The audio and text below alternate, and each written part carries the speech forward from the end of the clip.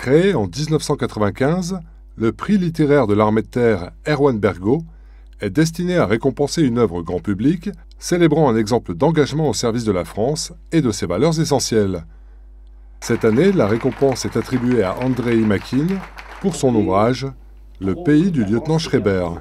C'est ça qui aussi a touché le jury, c'est que voir un Russe amoureux de la France défendre nos valeurs et défendre l'engagement d'un jeune officier français d'origine israélite qui plus est, tout ça est poignant et le résultat fait un magnifique roman.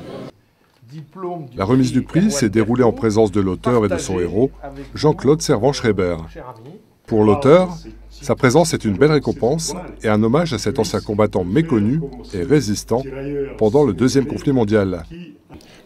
Je suis très honoré, mais ce qu'il y a de magnifique dans cette récompense, c'est que je sois ici avec le héros de mon livre, le lieutenant Schreiber, un vieux guerrier qui a 96 ans, et vous l'avez vu tout à l'heure, il a toute sa mémoire, il parle de ses frères d'armes, et c'est ça qui m'a tout de suite attiré dans ce personnage. Il parle beaucoup moins de lui que de ses camarades de régiment.